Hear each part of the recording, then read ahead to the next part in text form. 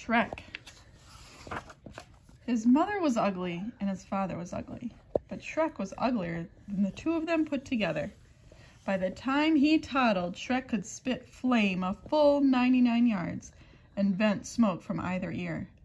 With just a look, he cowed the reptiles in the swamp. Any snake dumb enough to bite him instantly got convulsions and died.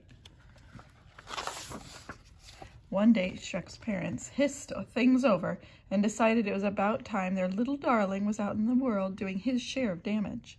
So they kicked him goodbye, and Shrek left the black hole in which he'd been hatched.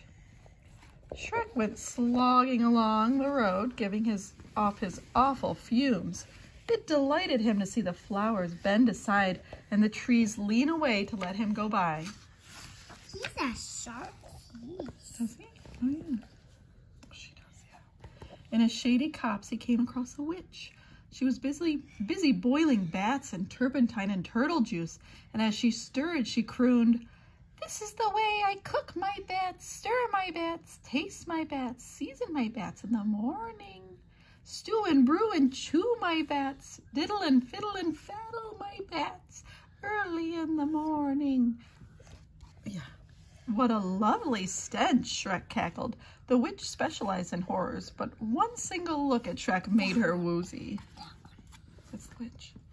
When she recovered from her senses, the fire, and that's the pot. She's cooking something and stirring it. When she recovered her senses, Shrek said, "Tell my fortune, madam, and I'll let you have a few of my rare lice." "Splendid," crowed the witch. "Here's your fortune. Oochki, poochki, itchki, pitch. Pay attention to this witch. A donkey takes you to a knight. Him you conquer in a fight. Then you wed a princess who is even uglier than you. Ha ha ha and cock-a-doodle. The magic words are apple strudel." "A princess," Shrek cried. "I'm on my way." Soon he came upon a peasant singing and scything. "You there, varlet," said Shrek. "Why so blithe?" The peasant mumbled this reply. "I'm happy scything in the rye. I never stop to wonder why. I'll hone and scythe until I die, but now I'm busy, so goodbye." We're almost there, Gammon. "Yokel," Shrek snapped. What have you in that pouch of yours?"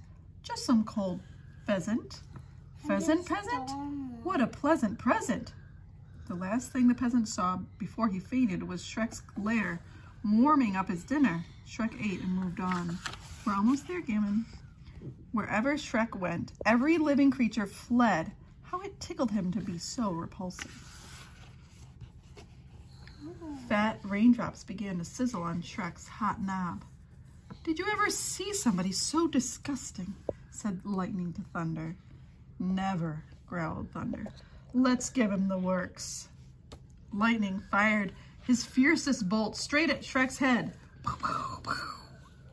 Shrek just gobbled it and belched some smoke and grinned. Gammon, can you stop turning the pages? I'm not there yet.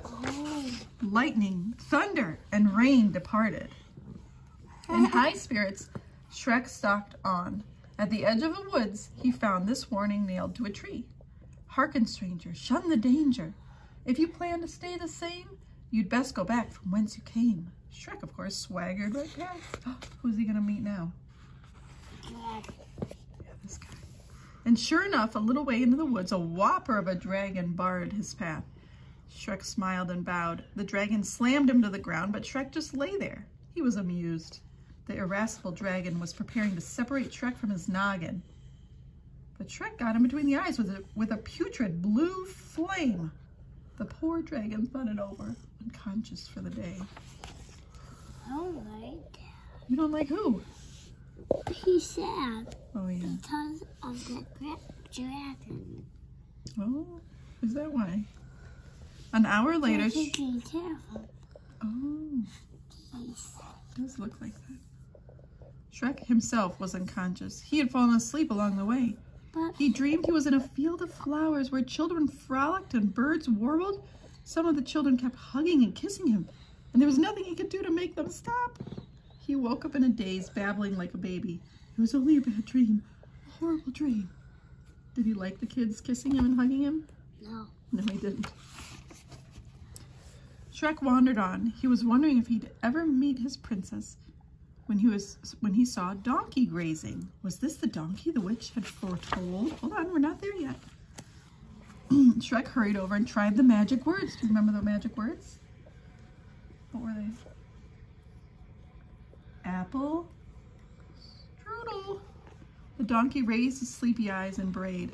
I gaze in the green as I graze in the green. Seeking out the clover, I laze and spend my days in the green, a chewing, chomping rover. Jabbering jackass, Shrek screamed. Aren't you supposed to take me somewhere? I am, to the nutty knight who guards the entrance to the crazy castle where the repulsive princess waits. Then take, Shrek shrieked and hopped onto the donkey's back. They soon came to a drawbridge where a suit of armor stood. Shrek knocked on the breastplate and demanded, Who dwells inside this armor and also in yonder castle? In here a fearless knight, and there a well-born fright, was the answer. It's my princess, said Shrek, the one I'm to wed.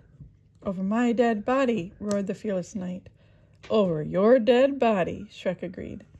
Not so brave, thou churlish knave, countered the knight. Do me the honor to step aside, so Shrek can go to meet his bride, Shrek commanded.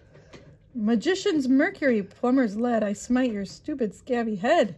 And the king smote. Shrek popped his eyes, opened his trap, and bellowed a blast of fire. The knight, red-hot, dove into the stagnant moat. With a nasty sort of triumph, Shrek crossed the bridge and marched into the castle. And there, for the first time ever, he found out what fear was. I'll help you in just a second.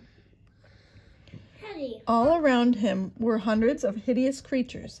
He was so appalled, he could barely manage to spit a bit of flame. All those horrid others spat back. He started to run. They all ran. He lashed out at the nearest one, but what he struck was glass. Shrek was in the Hall of Mirrors. They're all me, he yodeled. All me. He faced himself full of rabid self-esteem, happier than ever to be exactly what he was. He strode on in, and his fat lips fell open. There before him was the most stunningly ugly princess on the surface of the planet. Apple strudel, Shrek sighed. Cock-a-doodle, cooed the princess. Said Shrek, your horny warts, your rosy wens, like slimy bogs and festy fens thrill me. Said the princess, your lumpy nose, your pointy head, your wicked eyes so livid red, just kill me. Said Shrek, oh, ghastly you with lips of blue, your ruddy eyes with carmine styes, enchant me. I could go on. I know you know the reason why I love you so. You're ugly, said the princess. Your nose is so hairy, oh, let us not tarry. Your look is so scary, I think we should marry. Shrek snapped at her nose. She nipped at his ear. They clawed their way into each other's arms like fire and smoke. These two belonged together. Oh, I'm almost done. This is the last page. So they got hitched as soon as possible, and they lived horribly ever after, scaring the socks off all who fell afoul of them.